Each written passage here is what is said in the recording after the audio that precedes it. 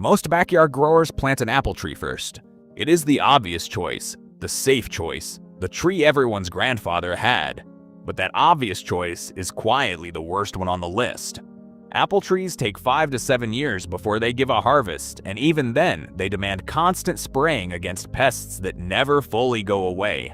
What if the tree that actually deserves that spot in the yard isn't an apple tree at all, and isn't even a tree most people have ever heard of? To be honest, 7 of them make that case. And the last one on this list was once considered so valuable that an entire mythology was built around it. Picture the standard backyard orchard.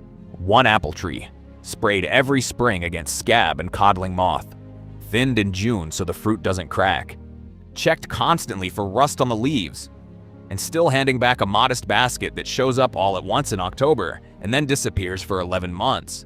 The tree takes up real square footage the entire time, doing essentially nothing for most of the year while the grower waits. Meanwhile, the space next to it sits empty, waiting on a tree that hasn't earned its harvest yet. That is the quiet tax every apple grower pays without noticing. For a backyard with room for maybe 1 or 2 trees, that is an expensive mistake.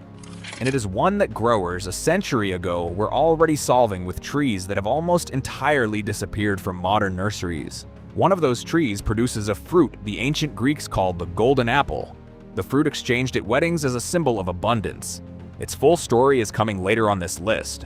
First, the tree that starts things off, because it solves a problem apple trees cannot touch no matter how well they're cared for. Cornelian Cherry. Despite the name, this is a dogwood, not a cherry, and it blooms bright yellow in February or March, weeks before forsythia, months before an apple tree even considers waking up.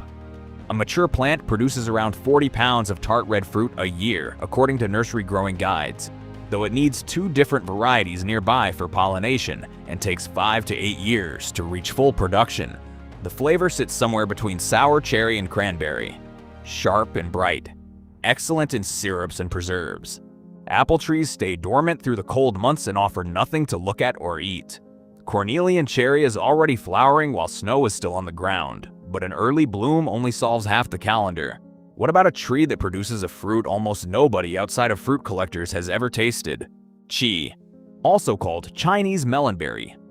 Cudrania tricuspidata is a close relative of mulberry and fig, hardied through USDA Zone 5B according to specialty nurseries, and it begins fruiting within its first year or 2 of planting. Self-fertile seedless varieties exist, so a single tree is enough. Growers report no notable pest or disease pressure at all, which puts it well ahead of an apple tree that needs constant chemical intervention just to stay alive. The fruit is small, deep red, and tastes like a fig crossed with watermelon. A flavor combination that genuinely exists nowhere else in a home orchard. Soft and chewy, with a sweetness that surprises people tasting it for the first time. It is still so obscure that most nurseries carry only 1 or 2 varieties, which is exactly the kind of gap this list exists to point out. Apple trees need spray programs every season. Che asks for nothing once established, but obscurity and ease only go so far. What about a plant that doubles as homegrown medicine while it produces? Elderberry. Sambucus grows as a large multi-stem shrub reaching 10 to 20 feet, hardy from USDA zone 3 or 4 through 9 depending on the cultivar. A single mature plant produces around 12 to 15 pounds of berries a season based on cooperative extension figures.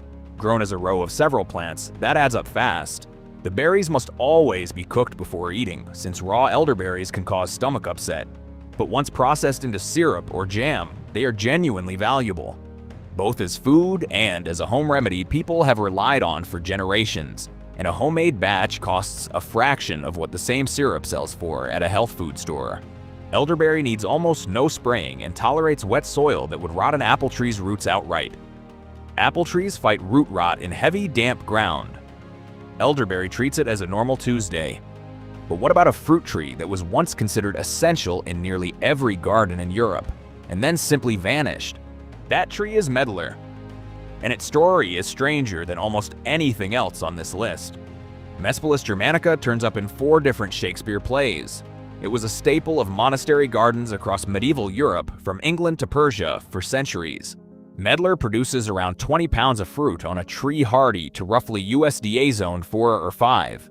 Self-fertile and bearing within 2 to 3 years of planting, according to nursery data. The fruit is hard and bitter straight off the branch. So it goes through a process called bledding, left to soften until the flesh turns brown, sweet, and custard-like, tasting like spiced apple butter with a faint note of wine. That single step, an extra week of patience, is likely the reason Medlar disappeared once modern agriculture demanded fruit that shipped clean and sold fast. Its spring flowers are large and pale pink, and its fall foliage rivals any ornamental tree, so it earns its space in a yard even before the fruit shows up. Apple trees were bred for exactly that kind of shipping convenience. Medlar was never trying to compete on those terms, but convenience cuts both ways. What about a fruit that grows on a vine, needs no pruning discipline at all, and can out-yield most trees on this list combined? If you're enjoying this one, hit subscribe and drop a like. It genuinely helps the channel keep making these for you. Okay, back to the list. Hardy kiwi. Actinidia arguta produces smooth, grape-sized fruit that gets eaten whole, skin and all. Depending on the variety, a single mature vine can produce anywhere from 20 to over 100 pounds a season, according to nursery yield data. The vines are hardy through USDA Zone 4. Tolerating winters far colder than a kiwi fruit has any right to survive. Most varieties need a male and female plant for pollination, though self-fertile options exist for smaller spaces. The flavor is sweet and tropical, closer to a grape crossed with traditional kiwi than anything a backyard usually offers. And because the fruit is grape-sized, there is no peeling, no cutting, just picking and eating straight off the vine by the handful. Apple trees max out their potential around 1 to 300 pounds, even at full maturity after a decade or more.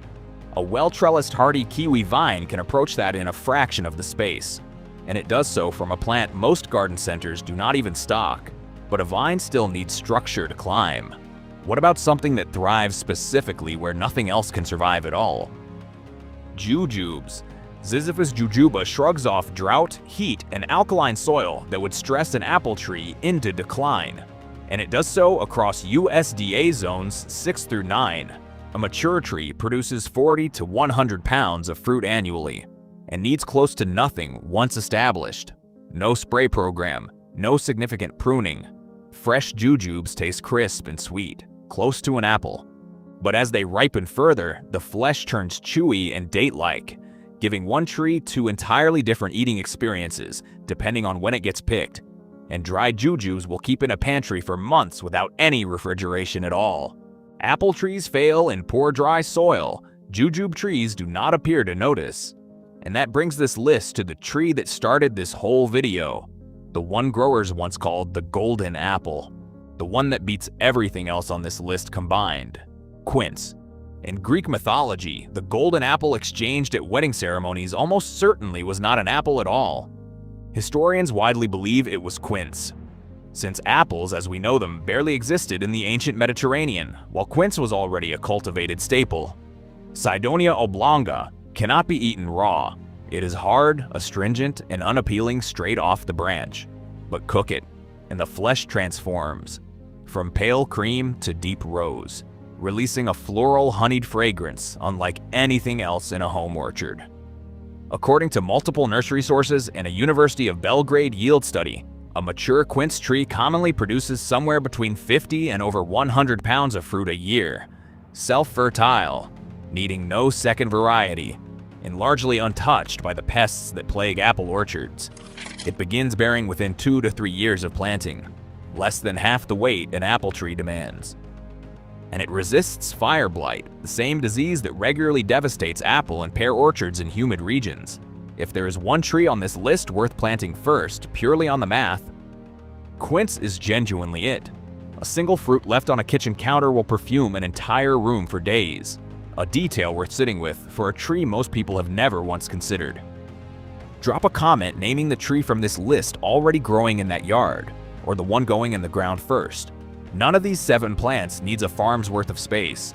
A Cornelian cherry or a chi fits into a corner of an average yard, and a hardy kiwi is happy climbing a simple trellis against a fence. What connects all of them is not novelty for its own sake. It is a pattern that growers a century ago understood, and that the modern nursery industry quietly abandoned. favoring trees that ship well over trees that actually feed a household. Apple trees ship beautifully.